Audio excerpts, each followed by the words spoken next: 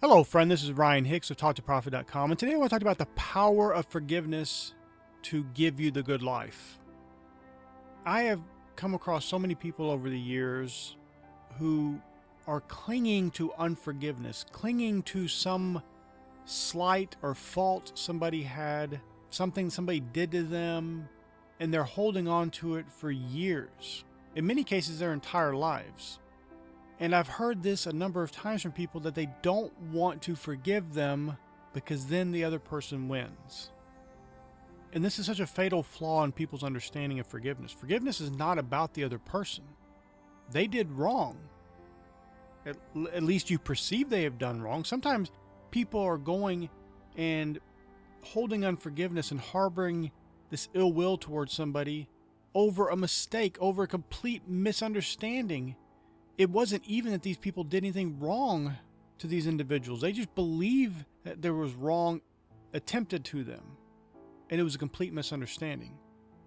But they don't find this out because they go for so many years harboring unforgiveness, refusing to forgive. Meanwhile, the whole thing all that churning and ill will and sick feeling inside they had about these other people would have been gone in an instant if they just talked to them and realized, wait, this is a mistake. I misunderstood what they were saying. I misunderstood what they were doing and perceived it as something it completely wasn't. I didn't even have a reason to be angry with them and to be harboring this root of bitterness. And yet many people don't do that. When I was 18 years old, 18, 19 years old, that range, and I worked at this company, there was a gentleman there who was in his 40s, and he was a drunkard and had a number of issues. He was a nice guy, but there was a number of obviously issues keeping him, and he was in a position working at this place where I was 18 years old and had no skills, and he was working in the same position. So this is a bad position to be in when you're in your 40s. And I asked him one day, nicely, it wasn't an attack or anything like that, but why are you here? Why are you in this position? And he was just very honest about it.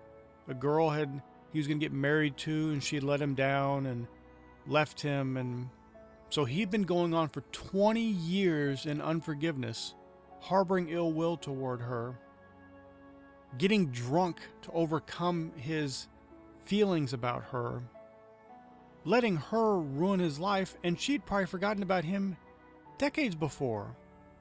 The tragic thing is so often people do this.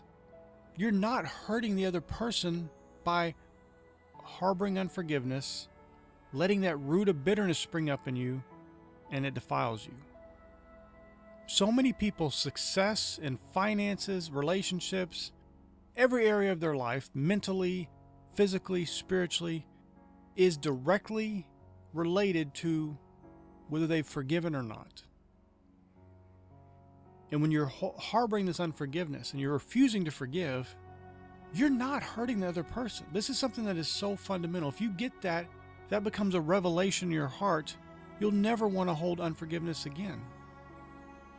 Because you'll see the only person being hurt in that scenario is you. And a matter of fact, if your concern is, well, if I forgive them, then I let them win, you let them win 100,000 times more if you're harboring unforgiveness, because you're destroying yourself to get back at them, and they don't even know. They're not experiencing any ill effects of that. You're the one experiencing all the ill effects.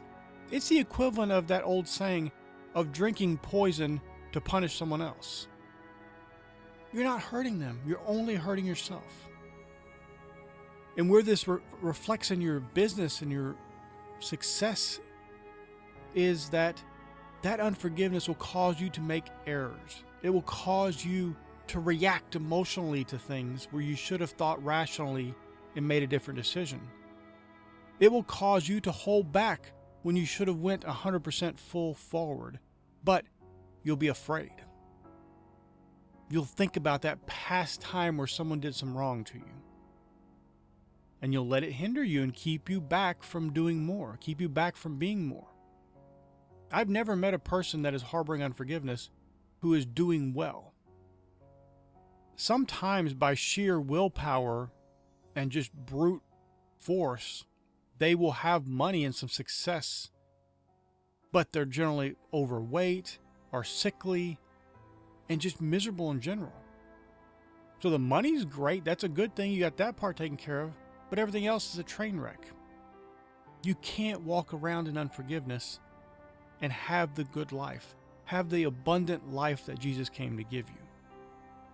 Now, if you want to be really blunt about it, Jesus talked about that if you do not forgive men from your hearts, not only will your prayers not be answered, you won't be forgiven either. I will put that parable in the description below so you can read it, because I want you to read it and hear it from Jesus' own words, not me speaking it, so you might try to imply something else in it, but I want you to read it and hear in your own mind what Jesus says about unforgiveness. It's powerful. It's not something you want to be involved in. It's spiritually deadening. It keeps you from God's grace. It prevents you from doing more in life and being the best you possibly can be. Because listen, that guy who has millions of dollars and some success in business, who's harboring unforgiveness, could have been a billionaire and could have had a great family and could have had good health and could have had all these other things, but he's hindered by the unforgiveness. But just think how much worse it is with the mediocre, the ones who aren't even trying to accomplish more. They're pushed down even further. And you see this a lot in the poor community. People, they're talking about bad things in the past. This person did that.